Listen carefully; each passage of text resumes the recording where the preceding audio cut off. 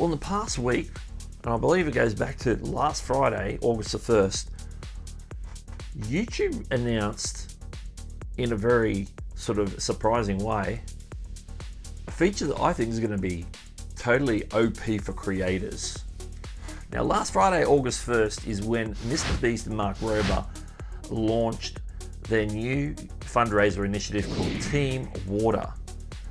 And that's all good and wonderful and a great cause. So if you want to support that, I encourage you to do that. But that's not what we're talking about today. As they released those videos, a surprising thing popped up, and many creators noticed it fairly quickly, that there's something different about these videos. Not the video content itself, but the way it was presented on YouTube.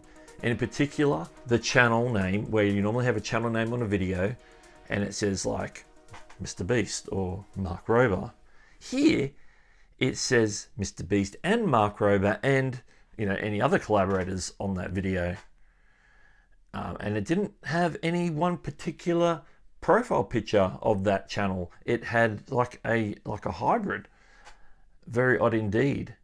Now when you tapped on that name, it showed you all the collaborators of this video. So what is this feature we're talking about? It's a type of collaboration feature involving these videos. So when we looked at these videos in particular, if we look at this one here that was on Mark Rober's channel, it was Mark Rober and MrBeast are the collaborators. Interesting. There's going to be some things that we're going to look at that's going to show you why this is so OP. But first, we need to look at what YouTube says about it as well, because as these videos went out, YouTube also put out a little post to tell us they're rolling out this experiment to a small group of channels. So here you can see on the screen is that short announcement. Here's the key takeaway that we're going to get from this, and I quote, "Adding collaborators allows content to be recommended to each of the creators' audiences." So this is a bit of an interesting feature. You might have seen some different types of collaboration features on platforms like Instagram and whatnot. So this is what we know so far about this collaboration feature that they're experimenting with and testing with a small group of channels. The first thing is all about audience crossover. Basically, the video, whether it's published on, say, MrBeast's channel or Mark Rober's channel, wherever it's actually uploaded and published, it is shared with all the subscribers and viewers and potential viewers of every channel in the collaboration. So whether it's 2 channels, 3 channels, 5 channels, 10 channels, that video will be suggested in the subscription feed and the home pages of anybody who might be subscribed or regular viewers of those channels. That's powerful in itself, very powerful.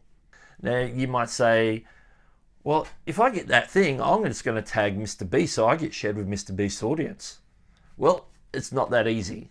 There is an approval process where, say, I upload a video to my channel and then I list or send an invitation of some description. Well, YouTube will automate this, obviously. They will get an invitation to accept that collaboration. And so I will send that out with the people I made the video about, or with, or interviewed, or however that collaboration goes. They will accept so that they can be opted in and be like joined with that video. Now what will happen is you'll see what we exactly saw in some of those examples. We'll see the names of the channels listed there, and when there's multiple channels it'll say "and more." When you click on that name of where the channel name usually is, and you click on that, a list will open up and show you every collaborator on that video. Now you might be subscribed to some of those, but some you may not be subscribed, and to those that you're not subscribed to, we'll show a little subscribe button so people can come along and subscribe to the channel right there and then on that video without having to go away and leaving the collaborated video and finding that channel. They'll be able to subscribe right there, put it in their subscription feed, and then you're plain sailing. That's powerful. And again, now in all this, we don't have a lot of information about how it's going to work, particularly in the back end of YouTube. So these are some questions that some creators probably have right now about this. And if you've got any more questions, make sure you mention them in the comments below if we don't cover them. So there's going to be questions about access to analytics. Are those people who collaborate able to get analytics on that particular video, like we would if it was our own video? Is there any monetization or revenue sharing, or does the person who upload it get all the revenue? How does that work? We don't know. That's the big question mark. Now, how YouTube deals with some of those questions and maybe some of the other questions that you might have is going to depend on how successful and how OP or not OP this feature is. Now, this is a major step for YouTube to roll this out, and they're going all in on something as big as Team Water to launch and test it. Then they must have high hopes for this feature, and I think this is pretty. I'm pretty excited about it, actually. I'm excited more about this more than auto dubbing, more than A/B thumbnail testing, and all that more.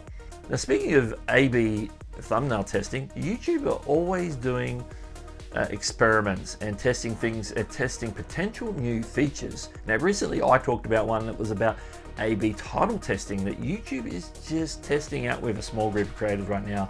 So if you want to find out more about that, go and click up here or check the link in the end screen. Now, if this video was helpful and informative, make sure you give it a like. And if you want more videos like this where we talk about new and potential YouTube features, new stories and releases from YouTube, then make sure you subscribe. And in the meantime, this is Doug, and I'll catch you later.